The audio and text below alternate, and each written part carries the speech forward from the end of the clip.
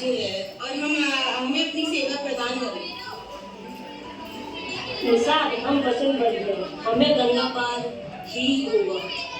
तुम किसी केवटिया को देखो और गंगा पार करा दो। ऐसा कहेंगे वैसा करेंगे। मैं चाहता हूँ, देखता हूँ किसी केवटिया को। निशान राज राम जी का आदेश पाकर गंगा पार आते हैं और केवटिया को ढूंढते हैं। गंगा पार अब एक ही नाव खड़ी है और कोई नाव नहीं है। इस नाव का केवट कौन है? यहाँ आओ। इस नाव का केवट कौन है? यहाँ आओ। मैं हूँ इस नाव का केवट, बताइए क्या काम है? हमारे भाग्य खुले, आज अयोध्या के राजा राम से गंगा पार करेंगे। चले हो जाओ और जल्दी आओ। बताते हैं कि केवट कौन है। केवट अपने पहले जन्म में एक कछुआ था, क्षीर सागर में। भगवान विष्णु क्षीर सागर में शेष नाग पर आराम कर रहे थे और माता लक्ष्मी उनके चरण को दबा रही थी। इस कछुए ने सोचा कि मैं भगवान के चरण का अभिषेक कर लूं और चरण को छू लूं, पर वह कर नहीं सके। उनको माता लक्ष्मी बार बार लगा देती। कछुआ अपने पहले जन्म में भक्त था जिसने वैष्णव अवतार किया था, तो उससे भगवान का धाम तो मिला, पर वह भगवान का अभिषेक न कर सका। कछुए को बहुत दुख होता कि मैं पशु योनि में हूँ, तो क्या हुआ, मुझे अभिषेक करने का मौका नहीं मिल रहा। इसलिए वैष्णव अपराध नहीं करना चाहिए। अब जब भगवान ने देखा उसकी कोशिश को तो प्रसन्न हुए और इसकी इच्छा को पूरा करने के लिए कछुए को अगले जीवन में केवट का मिला। और जब भगवान ने कृपा करनी है तो जिस दिन राम आए उस दिन से उसकी ही नाव गंगा पर थी और कोई नहीं थी। केवट का इंतजार खत्म हुआ, राम आए और उनके पास, और केवट ने कैसे भगवान का दिल जीत लिया उसे देखते हैं। हे राम, मैं आपको नहीं जानता, आप कौन है? अरे केवट, तुमको ये भी नहीं पता कि राम कौन है? उनको सारा जग जानता है। अयोध्या के राजा राम, मर्यादा पुरुषोत्तम राम, अपने पिता का वचन रखने के लिए छोड़ आए अपना धाम। अच्छा, तो मुझसे क्या चाहते हैं? हम चाहते हैं कि आप हमें गंगा पार करा दें, क्योंकि यहाँ तक हमें सुमन छोड़ गए थे और आगे जाना है पैदल पैदल। ये नहीं हो सकता, कभी नहीं हो सकता। क्यों नहीं हो सकता? ये जो आपके स्वामी हैं राम जी, इनके साथ एक समस्या है। क्या समस्या? क्या समस्या है? चेहरे पर समस्या है, शरीर पर समस्या है, या चरण में समस्या है? नहीं नहीं लक्ष्मण भैया, इनके चरण धूल में समस्या है। मेरी चरण धूल में प्रॉब्लम है?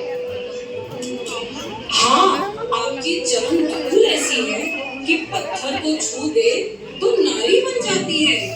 हाँ, मैं सही कह रहा हूँ, पत्थर को छू दे तो नारी बन जाती है अहिल्या।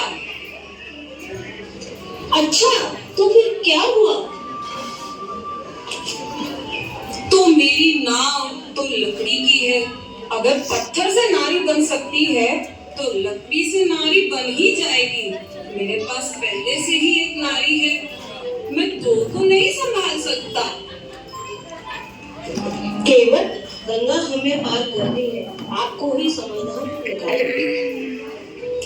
ठीक है, मैं पार कराऊंगा, पर पहले मैं आपके चरण धोऊंगा।